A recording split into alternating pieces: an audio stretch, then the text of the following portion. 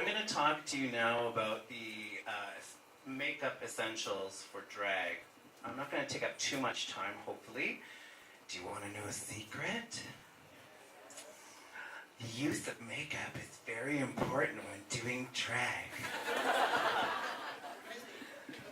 Alright, I've got a model, a fabulous model for you to see. Isn't she gorgeous? Oh, she's stunning. She's a little bit like Shakira and Charo all mixed up. Alright, so we are essentially transforming our very male-shaped faces into softer, feminine ones. My head is basically a pumpkin. So I've got to do a lot of extra work. Of course, you're free to choose whatever brand of makeup you like. For me personally, I like Ben Nye. It's a brand that specializes in special effects makeup. So it's makeup for performers. Believe me, you want something long-lasting and can survive Taiwan's heat, because you can literally melt.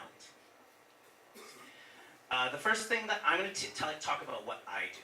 Okay, there's a lot of different techniques, but I'm just going to tell you what I do personally.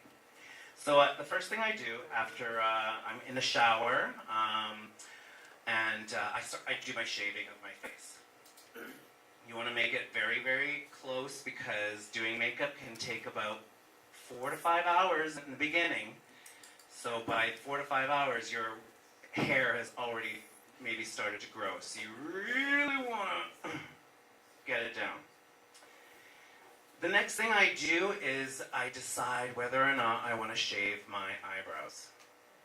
Now, I used to, in the beginning, always glue my eyebrows down, and it kind of worked for me, but my face is very expressive, and I'm very emotional, so my face is like all crazy.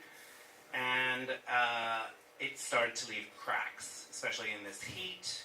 Things loosen up, and you're in and out of air conditioning, so I would get cracks where my eyebrows were hiding. So I just know every time I just shave them right off. It takes 2 to 3 weeks, literally, for them to grow back. And in the meantime, I have to pencil them in a little bit. Not all crazy penciling, but just a nice little shading to make it look a little more human. So after I've shaved, say goodbye to my eyebrows, I put a primer lotion all over my face. This is just like a white cream. You can buy there's many different brands. And you put it on, it looks exactly like a moisturizing lotion. And it just helps the makeup stick to your face. Now, it's important to say, like in Taiwan, for me, I'm a man. I get really hot at the best of times in Taiwan. So you really need a nice, cool environment. Once that primer goes on, I burst into sweat. So you need the air conditioning on and a fan on you so that you're nice and dry when you're applying your makeup. Next, I put foundation on. And it's a bit intimidating. You can go very simple and just do one color, but it's not going to look very human. I use at least three different colored foundations for my skin, and you literally have to map out your face. There's different jobs for each color. So I use the trick that I use is one darker than my natural skin color, one lighter than my skin color, and one quite dark for making shadow shapes on my face. After that's all done, and that can take a long time to learn. You have to study a lot of different makeup artists doing contouring. But that's really important because, like I said, you don't want to look like a man with a lot of makeup on. You want to soften the shapes, make your cheeks very cut, disguise your jawline, make your nose tiny and so cute. Like I have a big honking nose. I want a little princess nose. I just super cute. After your foundation's all on, you have to put setting powder on. I always use just translucent white. So that when it goes on, it comes right off and you can't even see anything. There's a lot of different shades, a lot of different colors, but it's a stressful time for me to do my makeup, so I don't want to start mixing with different colors and the color falls onto another part of the face and you have to, oh my god, I've got to start over again on that part, and it just, 2 hours for me now to do my makeup, that's enough. I don't want to like take another 20 minutes to fix something. So I kind of just do a translucent, no color setting powder.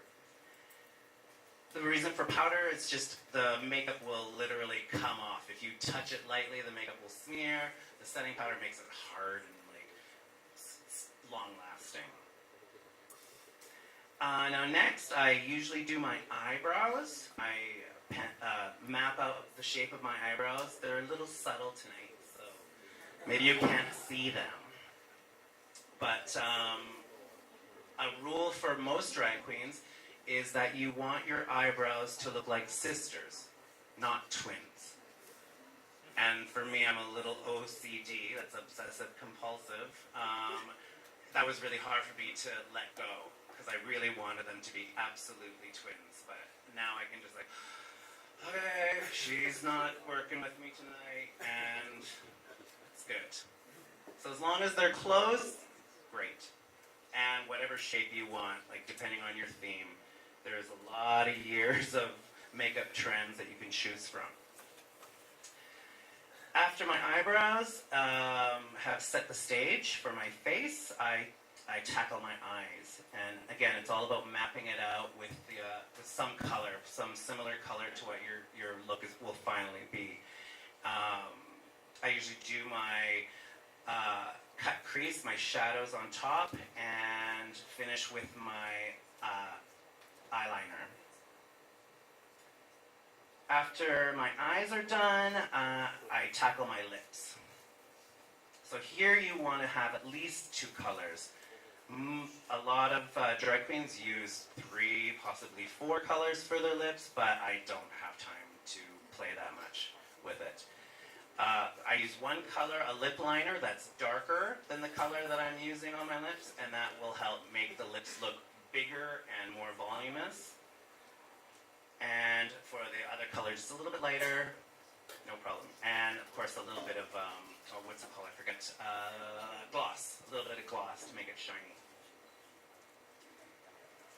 After my lips, I do a little bit of blush. So remember, when working with foundation, you can look a little bit not human. So you definitely want to put a little blush on. That's rouge for you, Connie. So you want to look like you have a little blood under your skin. One other thing, I always do a mole. I'm a big Marilyn Monroe fan, and I find that having a little mole in your face just attracts somebody to look at that spot, and then they can let their eye wander like a fine piece of art. And the last thing, this is my other favorite, is my setting spray. It smells like mint. And it's, as soon as I smell that smell, it means, oh, thank God, it's finally over. And I'm done. And lastly is tackling the eyelashes. I used to use a set on top and on the bottom, but after many times, I lost my eyelashes on the bottom. And so I had to let them grow back, so I just use the top ones now, and I paint in little eyelashes on the bottom. And that's it. That's the essentials for drag makeup. It's not easy. It takes a long time. The first time you do it, you're going to look monstrous. But, hey, you did it. You get out there and do your little show, your little performance, and it gets better every single time. You get faster, and then someone will come up to you and say, oh, you're painted for the gods, Scarlet. Thank you.